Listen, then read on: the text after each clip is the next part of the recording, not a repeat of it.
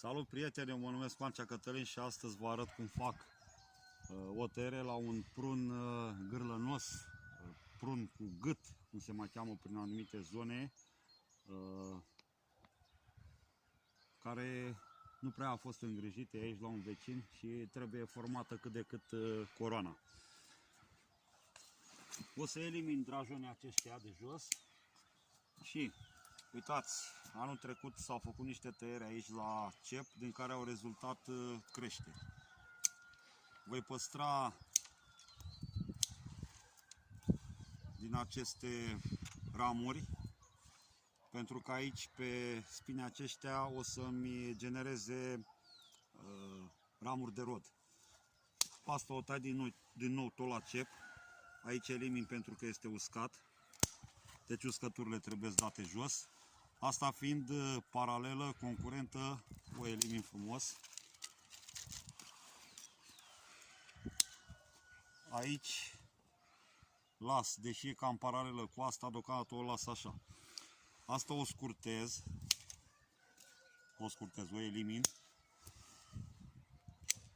și dau cu o rămurică tânără spre exterior. La fel fac și aici. Deci să am o creștere tânără spre exterior.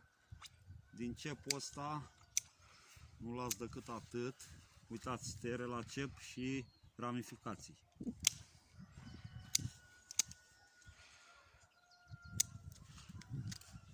Mai sus, aici am niște ramuri paralele, concurente. Asta trebuie dată jos.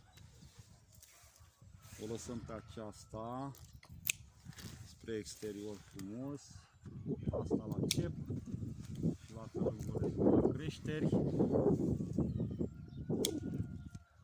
Aici las această ramură mai slabă către exterior. Asta fiind paralelă cu aceasta, o tăiem așa. Aici scurtez în felul acesta. Aici la fel. Deci caut să direcționez cât de cât spre exterior. Ăsta este format cu ax și merg în continuare pe aceeași schemă. Astea două sunt paralele, dăm jos. Uscăturile în principiu trebuie date jos. Uitați, țepii aceștia cu timpul se usucă și nu vor genera rod. Pe ramurile mai bătrâne țepii nu fac niciun fel de valoare.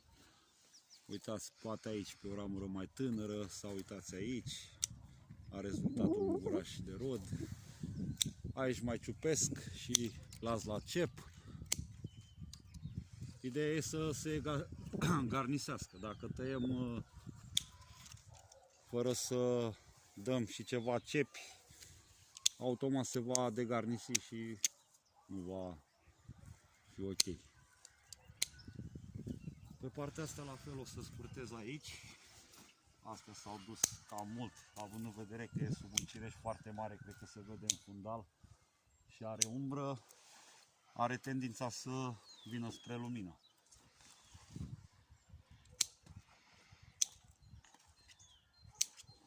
Deci totdeauna căutăm să direcționăm cu o mlădiță tânără spre exterior, să deschidem cât de cât unghiul. Deci asta nu-mi place, la fel o dau la cep. Așa. Acum aici sus, vedeți, el deja este aplecat. Dă-te tati mai înapoi. Să scurtez frumos aceste ramuri din ax. Tot așa la o mlădiță tânără spre exterior. Și o să-i limitez creșterea undeva aici. Dacă îl las prea lung, nu va fi plin de rod, se va rupe.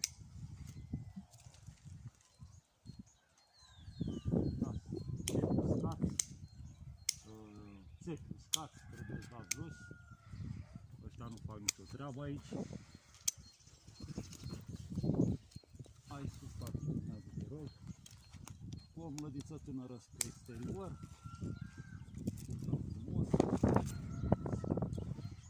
Aici la fel. Mlădiță tânără spre exterior. Hai să scutesc și ăsta. așa. Dă-te mai înapoi, tati. Aici la fel. Cam așa. Aici la fel. Așa. Așa. Aici la fel.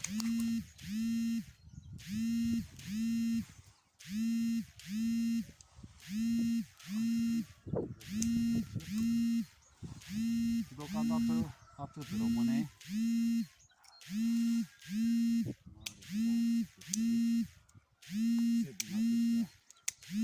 Care se ocupe din jos, pentru că ăștia oricum o se văd degeaba. Omul tinde să elimine.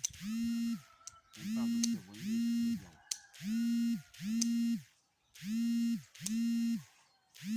L-am adus cât de cât la realitate. Vedeți, fiind sub cireșul acela, el are tendința să vină cu spre lumină. Bineînțeles că pe viitor o să fie undeva scurtat prin zona aceasta, deoarece aplecându-se, fiind plin de rod, e posibil să se rupă. Deci cam atât. Un ax tip fus, să zicem. Vă mulțumesc și vă doresc succes!